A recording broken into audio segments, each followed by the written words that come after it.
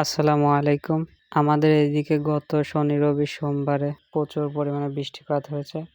যার কারণে বিলে পানি টলটল করতেছে। বিল পুরো সাদা হয়ে গেছে পানিতে।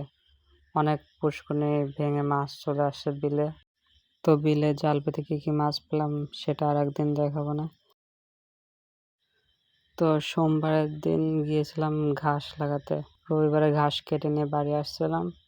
ঘাসগুলো যে বেসন বাড়াইছিল ওই বেসনগুলো নিয়ে গেছিলাম সোমবারে লাগাতে। তো এটা হচ্ছে সোমবারের দিন শ্যুট করা ভিডিও।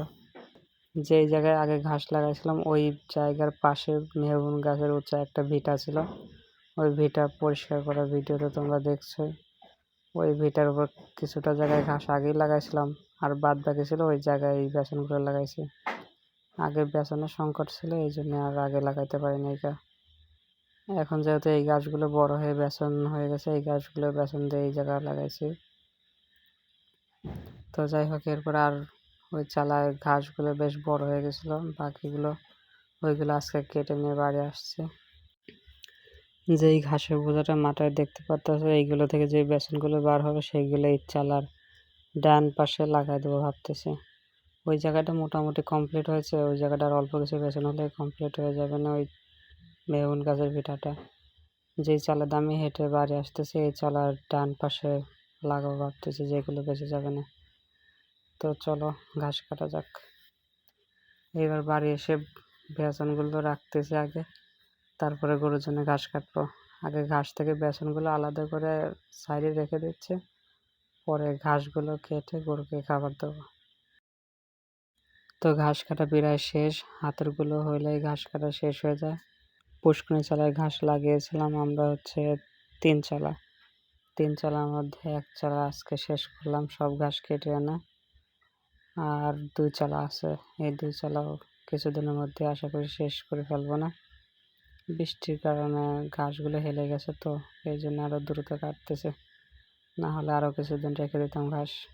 আর শিশু গাছের কিছু পাতা আছে ছোট ছোট ঢাল, ওইগুলো ঘাসের সাথে কেটে দেবো গরুকে খাবার জন্য।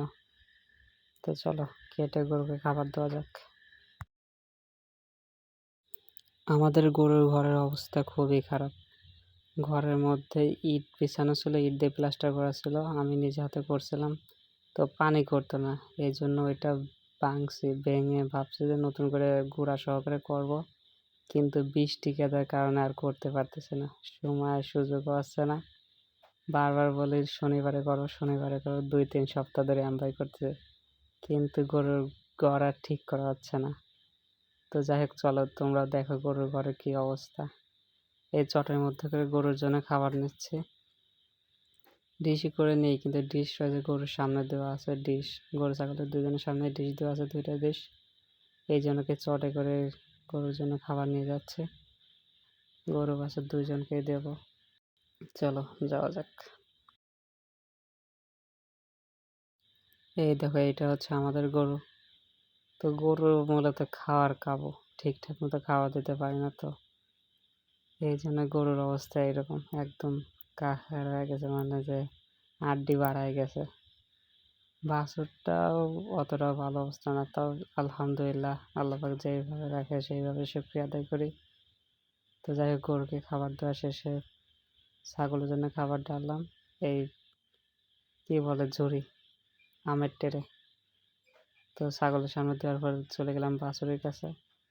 বাছুরের সামনে ডিশ ছিল, ওই ডিশের মধ্যে দিলাম বাছুরের খাবার। তো এই ছিল আজকের ভিডিওটি ভালো লেগে থাকলে ভিডিওটিতে একটি লাইক দিয়ে চ্যানেলটি সাবস্ক্রাইব করে আমাদের সাথেই থেকো।